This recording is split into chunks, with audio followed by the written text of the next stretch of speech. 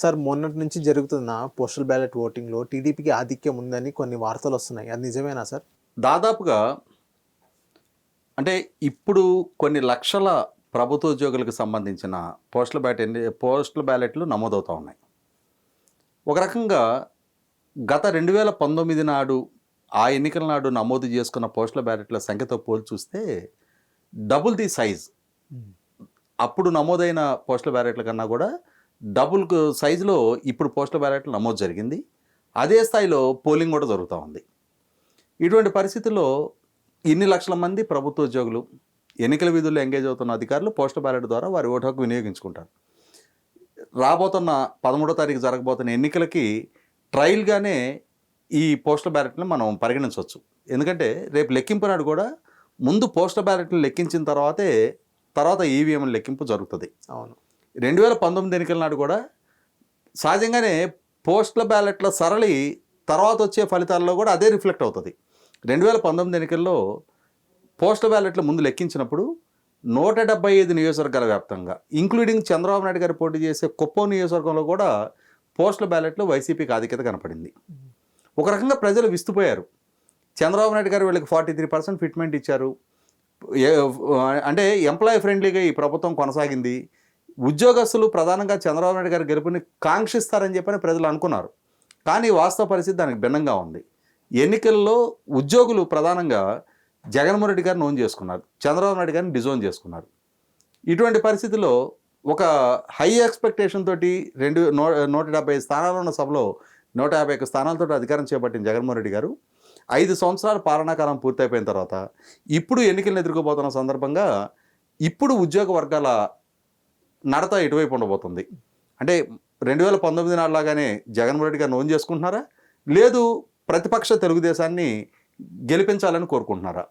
ఎందుకంటే ఇక్కడ ఒక ప్రభుత్వాన్ని ఓడించాలి అన్నా, ఇంకో పార్టీని గెలిపించాలి అన్నా కూడా, ఒకరిని దించాలి అన్నా, ఇంకొకరిని నెగ్గించాలి అన్నా కూడా ఉద్యోగులు చాలా కీలకమైన ఫ్యాక్టర్గా మనం పరిగణించవచ్చు. ఎందుకంటే ఉద్యోగులు, పెన్షనర్లు వీరిని కలుపుకుంటే కొన్ని లక్షల కుటుంబాలకు సంబంధించిన సంఖ్యాబలం.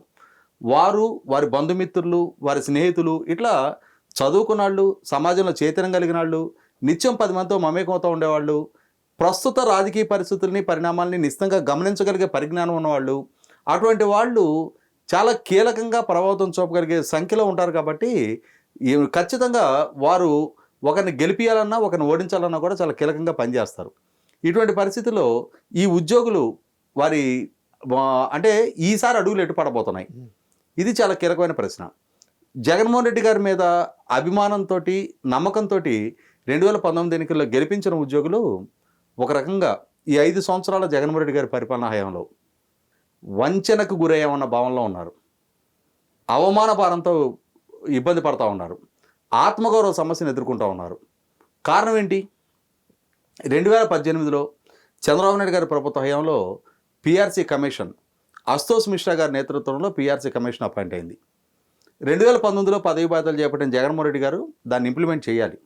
ఆ రిపోర్ట్ తెప్పించుకొని అది ఉద్యోగ సంఘ నాయకుల ముందు పెట్టి పిఆర్సీ కమిషన్ రికమెండేషన్స్ ఈ స్థాయిలో చేసింది, మా ప్రభుత్వానికి ఇంత స్థాయిలో ఇవ్వటం వెసులుబాటు ఉంది అని చెప్పని across the table negotiation conclude చేసుకొని పిఆర్సీ అనేది 2019లో ఫిట్మెంట్ ఖరారు చేయాలి.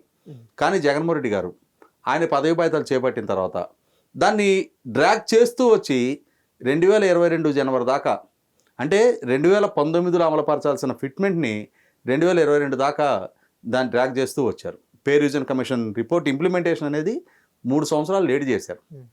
దాంతో ఉద్యోగుల్లో సహజంగానే ఆందోళన రేకెత్తుతుంది. మాకు అందాల్సిన ప్రయోజనాలు మాకు దక్కటం లేదు, మాకు పెరగాల్సిన జీతాలు పెరగటం లేదు. గత ప్రభుత్వం 43% ఫిట్మెంట్ వచ్చింది, అయినా సరే మేము జగన్మోహన్ రెడ్డి గారి వెనక ర్యాలీ అయ్యాం, ఈయన గెలిపించాం, ఇంకా ఈయన మెరుగైన వెసులుబాటు కల్పిస్తారని ఆశించాం.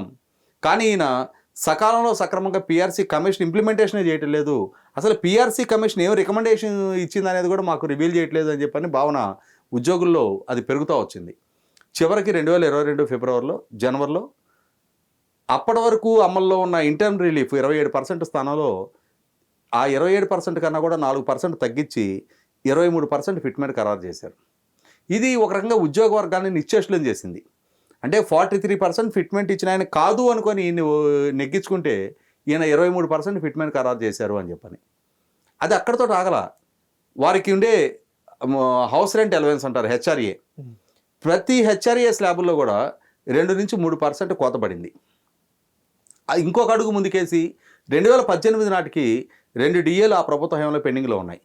వాటికి తోడు ఇంకొక 5 డిఏలు కలిపి 7 డిఏలు పెండింగ్ ఉన్నాయి ఈ పిఆర్సీ కమిషన్ ఇంప్లిమెంట్ చేసే నాటికి, రిపోర్ట్ ఇంప్లిమెంట్ చేసే నాటికి. అంటే 7 డిఏలు ఇదిగో నేను జమ చేస్తున్నా అని చెప్పిన జగన్మోహన్ రెడ్డి గారు పిఆర్సీ ఎరియర్స్ కానీ ఈ డిఏల విషయం కానీ వాటిని స్టిల్ ఈ రోజుకి అపరిష్కృతంగానే ఉంచేశారు. ఈలోగా ఇంకొక 3-4 డిఏలు యాడ్ అయినాయి. ఒక 5 సంవత్సరాల టెన్యూర్లో ఒక్క డిఏ కూడా ఉద్యోగులకు యాడ్ చెయ్యని ఏకైక ముఖ్యమంత్రి జగన్మోహన్ రెడ్డి గారు. వీటికి తోడు వారికి సేవింగ్స్ మీద వారు అప్లై చేసుకునే జీపీఎఫ్ లోన్స్ ఉంటాయి, అవి డిస్పర్స్ అవ్వట్లేదు. జిఎల్ఐ లోన్స్ డిస్పర్స్ అవ్వట్లేదు. వారికి సిపిఎస్ ఉద్యోగులకు ఉండే పెన్షన్ కంట్రిబ్యూషన్, ఉద్యోగులు జమ చేసిన కంట్రిబ్యూషన్ని రాష్ట్ర ప్రభుత్వం వాడేసుకుంది. ఈరోజు ఉద్యోగ సంఘ నాయకుడు సూర్యనారాయణ గారు చెప్తున్న ప్రకారం ఉద్యోగులకు సంబంధించిన జీపీఎఫ్ నిధుల్ని 500 కోట్లు రాష్ట్ర ప్రభుత్వం దారి మళ్లించింది. వీటికి తోడు సరెండర్ లీవ్ ఎన్కాష్మెంట్ కాలేదు. ఇట్లా ఎన్నో సమస్యలు ఉద్యోగులకి ప్రభుత్వానికి మధ్య అపరిష్కృతంగా రగులుతానే ఉన్నాయి. వీటన్నిటి నేపథ్యంలో ప్రభుత్వాన్ని ప్రశ్నించే ప్రయత్నం చేస్తే నిర్బంధకాండ ప్రయోగిస్తున్నారు, బైండ్ ఓవర్ కేసులు పెడుతున్నారు, ముందస్తు అరెస్టులు చేస్తున్నారు, గృహ నిర్బంధాలు చేస్తున్నారు. అంటే ఉద్యోగులకి తెలియని పరిస్థితులు సృష్టిస్తూ ఉన్నారు. వారికి ఎప్పుడు పోలీస్ కేసులు, ప్రభుత్వ ఉద్యోగులు అటువంటి వాళ్ళకి పోలీస్ కేసులు, బైండ్ ఓవర్ కేసులతో వాళ్ళకి అనుభవం ఉండదు. కానీ జగన్మోహన్ రెడ్డి గారు అవన్నీ కూడా రుచి చూపించారు. వీటన్నిటి నేపథ్యంలో సిపిఎస్ ఉద్యోగస్తులకి వారం రోజుల్లో సిపిఎస్ రద్దు చేస్తానని చెప్పిన వాగ్దానం కూడా అతిగతి లేదు. ఇటువంటి నేపథ్యంలో ప్రభుత్వ ఉద్యోగులు ప్రధానంగా జగన్మోహన్ రెడ్డి గారితో 2019లో సేలైన వర్గాలు, ఆయన గెలుపుకి దోహదం చేసిన వర్గాలు కూడా ఈ నాయకుడిని కాదు మేము కోరుకుంది, మేము నమ్మింది ఇటువంటి నాయకుడిని కాదు, నమ్మటం మా తప్పు కాదు, నమ్మక ద్రోహం చేయటం తప్పు, మేము ఇవాళ నమ్మక ద్రోహానికి గురయ్యామని చెప్పిన భావనలో ఉన్నారు, వంచనకు గురయ్యామన్న భావనలో ఉన్నారు. ఇటువంటి నేపథ్యంలో సహజంగానే ఉద్యోగ వర్గాల ఆగ్రహం పెరిగిపోతూ ఉంది. ఇది గమనించిన జగన్మోహన్ రెడ్డి గారు అంటే మొదటి నుంచి కూడా 1వ తారీఖు రోజు జీతం కూడా ఇవ్వటని జగన్మోహన్ రెడ్డి గారు ఈ మే 1వ తారీఖు రోజున వారికి 1వ తారీఖు జీతం ఇచ్చే ప్రయత్నం చేశారు. అదే సందర్భంలో సరెండర్ లీవ్లు ఎన్కాష్మెంట్, సహజంగా ప్రతి ప్రభుత్వ ఉద్యోగికి 15 రోజులు సరెండర్ లీవ్లు ఉంటాయి. అదే పోలీస్ సిబ్బందికి వారికి రౌండ్ ది క్లాక్ 24/7 డ్యూటీ కాబట్టి వాళ్ళకి వారాంతపు సెలవులు కూడా ఉండవు కాబట్టి వాళ్ళకి సంవత్సరానికి 45 రోజులు సరెండర్ లీవ్లు ఉంటాయి. 2021 నవంబరు, 22 నవంబరు, 23 నవంబరు, అంటే ప్రతి సంవత్సరం నవంబర్ 30 తారీఖు రోజున ఈ సరెండర్ లీవ్ని ప్రభుత్వానికి సరెండర్ చేసి డిసెంబర్ నెల జీతంతో పాటుగా ఆ ఎన్కాష్మెంట్ డబ్బులు వాళ్ళకి యాడ్ అవుతాయి. అటువంటిది 3 సంవత్సరాలుగా, అంటే ఒక్కొక్క పోలీస్ కానిస్టేబుల్కి 345 135 రోజులకు సంబంధించిన సరెండర్ లీవ్ ఎన్కాష్మెంట్ అంటే 4.5 నెలల జీతం ఒక్కొక్క ప్రభుత్వ కానిస్టేబుల్ స్థాయి ఉద్యోగికి ప్రభుత్వం నుంచి బకాయి ఉంది. అంటే ఒక్క సరెండర్ లీవ్లోనే డిఏ ఏరియర్స్ ఇటువంటి వాటి అన్నిటి పోలీసు కలుపుకుంటే లక్షల రూపాయలు ప్రభుత్వం నుంచి ఉద్యోగులకు రావాల్సి ఉంది. ఇటువంటి నేపథ్యంలో మొన్న మే 1వ తారీఖు రోజున కొద్దిగా సరెండర్ లీవ్ ఎన్కాష్మెంట్కి సంబంధించిన డబ్బులు డిపాజిట్ చేశారు. అంటే కొంత పేపర్ చేసే ప్రయత్నం చేశారు. వీటిని ఉద్యోగులు పరిగణలోకి తీసుకోవడానికి సిద్ధంగా లేరు. ఎందుకంటే 5 సంవత్సరాలు ఎలా నడిచింది అనేది వాళ్ళ కళ్ళ ముందు కనిపిస్తూ ఉంది. మమ్మల్ని భయపెట్టారు, బెదిరించారు, అవమానపరిచారన్న భావంలో ఉన్నారు. ఇటువంటి నేపథ్యంలో జగన్మోహన్ రెడ్డి గారి పట్ల విపరీతమైన వ్యతిరేకత మూటగట్టుకున్న ఉద్యోగులు ఇప్పుడు ఈ పోస్టల్ బ్యాలెట్లలో 90% పైగా ఎన్డీఏ కూటమి అభ్యర్థులకు ఓట్లేసినట్టుగా వార్తలు వస్తూ ఉన్నాయి. ఇది ఒక రకంగా సమాజంలో అంతర్భాగంగా ఉండే ఉద్యోగులు. నేను ముందే చెప్పినట్టుగా ఉద్యోగులు వేరు, సమాజం వేరు కాదు. ఈ ఉద్యోగుల నుంచి ఈ విధమైన నిరసన వ్యక్తమవుతున్న నేపథ్యంలో, ఇంతటి ప్రతికూల సంకేతాలు అందుతున్న నేపథ్యంలో రేపు సమాజం నుంచి కూడా ఇటువంటి సంకేతాలు అందడానికి ఆస్కారం ఉంది అని చెప్పని జగన్మోహన్ రెడ్డి గారికి పూర్తి వ్యతిరేక ఫలితాలు 2019లో ఏ సానుకూల ఫలితాలు అయితే ఆయన కూడా ఊహించినంతటి మెజార్టీ ఆయన కట్టబెట్టినాయో, ఈ ఎన్నికల్లో అంతకన్నా మెరుగైన అంటే అంతకంటా దారుణమైన వ్యతిరేక ఫలితాలు ఆయనకు దక్కబోతున్నట్టుగా ఈ ప్రస్తుతం ఉద్యోగుల ద్వారా నమోదవుతున్న పోస్టల్ బ్యాలెట్ల సరళ చూస్తేనే అర్థమవుతుంది. Thank you sir.